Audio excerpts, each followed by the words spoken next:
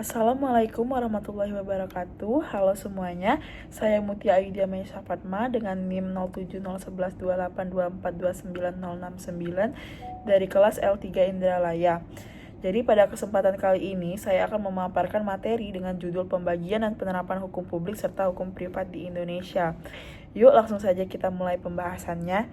Baik, judulnya yaitu pembagian dan penerapan hukum publik serta hukum privat di Indonesia.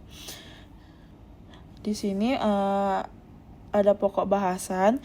Yang pertama, saya akan membahas mengenai pembagian dan pengertian hukum publik serta hukum privat.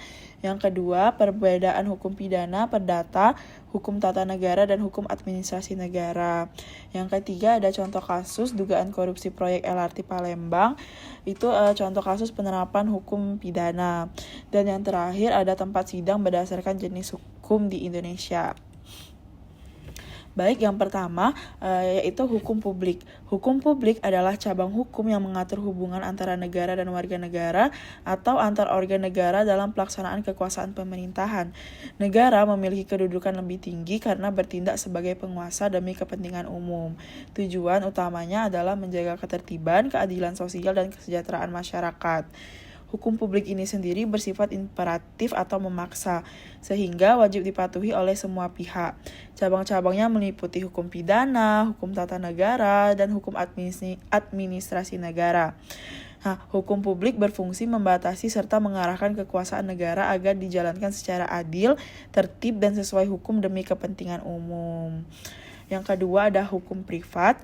Hukum privat adalah cabang hukum yang mengatur hubungan antara individu dan dengan individu lain atau antar badan hukum yang kedudukannya sejajar. Negara tidak bertindak sebagai penguasa, melainkan sebagai penengah jika terjadi sengketa. Tujuannya adalah melindungi kepentingan pribadi agar hubungan sosial dan ekonomi berjalan adil dan tertib.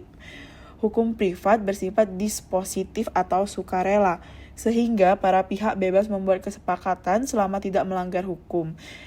Cabang-cabangnya meliputi hukum perdata, hukum dagang, hukum keluarga, dan waris.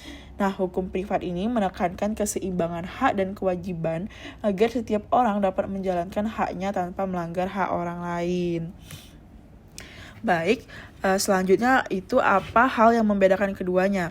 Jadi berdasarkan pendapat N. Algra tahun 1983 dan Sudikno Mertokusumo, beberapa kriteria atau ciri khas yang dapat digunakan untuk membedakan hukum publik dan hukum privat adalah yang pertama, dalam hukum publik itu hubungan hukum berupa tindakan yang ditetapkan secara sepihak. Tindakan sepihak itu oleh subjek sebagai penguasa terhadap warga negara atau perorangan. Inisiatif mempertahankan hak atau penegakan hukumnya oleh penguasa.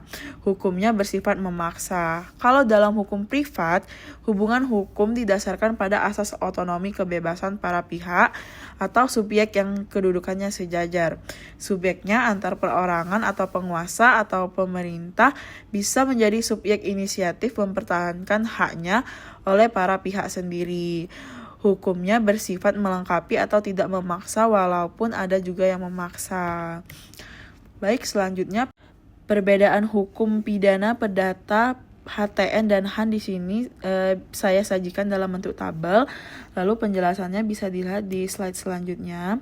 Dari tabel tersebut dapat disimpulkan bahwa setiap cabang hukum memiliki objek, hubungan hukum, dan sanksi yang berbeda sesuai bidang pengaturannya. Hukum pidana berfokus pada perbuatan yang melanggar hukum dan merugikan kepentingan umum.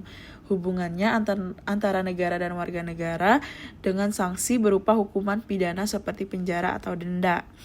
Yang kedua ada hukum perdata yang mengatur hubungan antara individu atau badan hukum dalam kehidupan sehari-hari, seperti sengketa tanah atau perjanjian dengan penyelesaian berupa ganti rugi atau pemenuhan kewajiban. Yang ketiga ada hukum tata negara yang mengatur struktur, fungsi, serta hubungan antar lembaga negara. Sifatnya tidak menghukum tetapi lebih menata sistem ketatanegaraan. Dan yang terakhir ada hukum administrasi negara, mengatur tindakan atau keputusan pejabat pemerintah terhadap warga negara. Jika terjadi pelanggaran, sanksinya berupa pembatalan keputusan atau sanksi administratif. Selanjutnya, contoh kasus yaitu kasus korupsi proyek LRT Palembang tahun 2016 sampai 2020. Ini merupakan contoh kasus hukum pidana. Awal proyek dan tujuan, proyek pembangunan Light Rail Transit atau LRT Palembang dimulai pada tahun 2016 dan selesai pada 2020. Proyek ini dikerjakan oleh PT Waskita Karya Persero sebagai kontraktor utama dan PT Perencana Jaya sebagai konsultan perencana serta pengawas. Tujuan utama pembangunan LRT ini sendiri adalah untuk meningkatkan sistem transportasi publik di Kota Palembang, terutama dalam rangka menyukseskan Asian Games 2018. Selain itu, proyek ini juga menjadi bagian dari program pemerintah untuk mempercepat pembangunan infrastruktur nasional yang modern dan efisien. Lalu tahap selanjutnya muncul dugaan korupsi. Dalam pelaksanaannya, proyek LRT Palembang diduga kuat terjadi penyimpangan yang menimbulkan kerugian keuangan negara sekitar 1,3 triliun. Berdasarkan hasil penyelidikan Kejaksaan Tinggi Sumatera Selatan, ditemukan adanya indikasi penyalahgunaan wewenang, rekayasa dalam proses pengadaan, serta penggelembungan anggaran atau markup dalam sejumlah komponen proyek. Selain itu, penggunaan material yang tidak sesuai spesifikasi kontrak juga menyebabkan pembengkakan biaya dan menurunnya kualitas hasil pekerjaan. Lalu, proses hukum dan tindak lanjutnya. Sebagai tindak lanjut penyidikan, Kejati Sumsel telah menetapkan beberapa pejabat PT Waskita Karya dan Direktur Utama PT Perencana Jaya sebagai tersangka kasus korupsi proyek LRT Palembang. Selain itu, penyidik juga berhasil menyita uang tunai sebesar 22,5 miliar yang berasal dari pengembalian hasil tindak pidana korupsi tersebut. Uang ini menjadi bagian dari upaya pemulihan kerugian negara yang lebih besar, yakni sekitar 1,3 triliun. Langkah ini menunjukkan keseriusan aparat penegak hukum dalam menegakkan hukum pidana korupsi, serta mendorong transparansi dan akuntabilitas dalam pelaksanaan proyek pemerintah. Ini berikut tempat sidang berdasarkan jenis hukum di Indonesia. Yang pertama, hukum pidana dan perdata.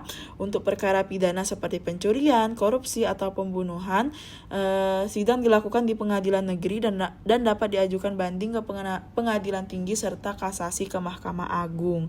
Untuk perkara perdata seperti sengketa warisan, kontrak, atau wan prestasi, proses peradilannya juga melalui jalur yang sama di peradilan umum. Lalu yang kedua ada hukum tata negara. Perkara hukum tata negara disidangkan di Mahkamah Konstitusi atau MK. MK berwenang untuk menguji undang-undang terhadap UUD 1945, memutus sengketa kewenangan antar lembaga negara, serta menangani perselisihan hasil pemilu. Dan yang terakhir ada hukum administrasi negara. Jadi kasus mengenai HAN ini disidangkan di Peradilan Tata Usaha Negara atau PETUN. PETUN menangani sengketa antara warga negara atau badan hukum dengan pejabat pemerintahan, terutama terkait keputusan administratif yang merugikan masyarakat. Baik, sekian itu saja yang bisa saya sampaikan. Apabila ada salah kata atau kekurangan, saya mohon maaf. Terima kasih. Wabillahi taufik wal hidayah. Wassalamualaikum warahmatullahi wabarakatuh.